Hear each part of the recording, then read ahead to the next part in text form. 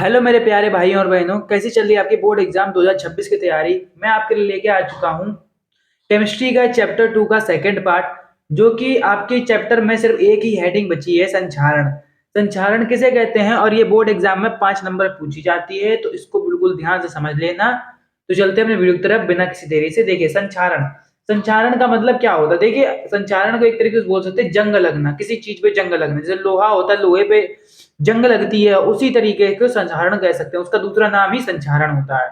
तो क्या है संक्षारण? संक्षारण एक प्रकार की रासायनिक प्रक्रिया है। संक्षारण एक प्रकार की रासायनिक प्रक्रिया है जिसमें कोई धातु वायु की उपस्थिति में नमी या जल के संपर्क में आता है, तो उसके ऊपर एक ऑक्साइड की परत चढ़ जाती है, जिससे धातु नष्ट हो जाती है। उसे संक्षारण कहते हैं। देखिए, यही जंग में होता है। देखिए, सेम हेडिंग है, मतलब जंग का ही दूसरा नाम संचारण होता है। दोनों सेम ही होती हैं, कोई अलग नहीं होती हैं। उसमें भी जंग लगता है, इसमें भी जंग लगती है, बस थोड़ा नाम केमिस्ट्री के तौर पे इसको चेंज कर देते हैं और उसमें फिजिक्स के तौर पे नाम रखा जाता है।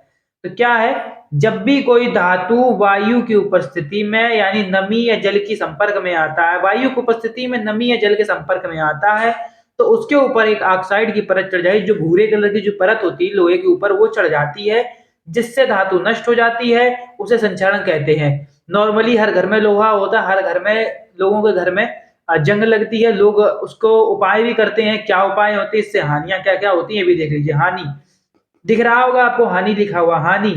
ये धीरे धीरे धातु को नष्ट कर देती हैं, जो मैंने अभी आपको बताया है। ये धीरे धीरे धातु को नष्ट कर देती हैं। ये अधिकतर धातु के बने पुल या अन्य वस्तु के प्रकार अन्य प्रकार की वस्तुओं को नष्ट कर देती है।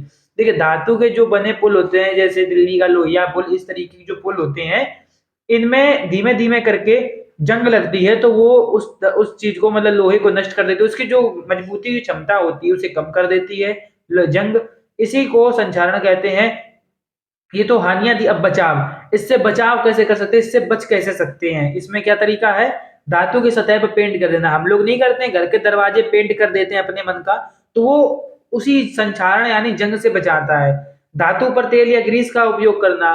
धातु पर तेल या ग्रीस का उपयोग करते हैं। अगर आपके घर में साइकिल होगी, साइकिल में रिम होता है, रिम अगर बरसात में आप चलाते हैं तो उसके ऊपर परत चढ़ जाती है, तो आप उस पर क्या करते हैं, आप थोड़ा सा ग्रीस या हल्का हल्का सा तेल ऑयलिंग कर देते, जिससे आपके ब्रेक भी लग जाए और इस पे मतलब क्या बोलते हैं, पानी संपर्क में आने से ये जल्दी से खराब ना हो सके। तो वो तरीका होता है इसको बचाव करने का।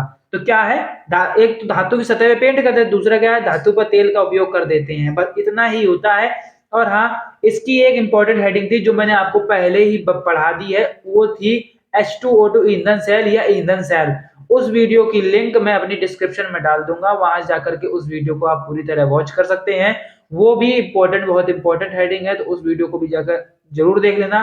तो मिलते हैं नेक्स्ट वीडियो में अगले चैप्टर के साथ, तब तक के लिए बाय बाय।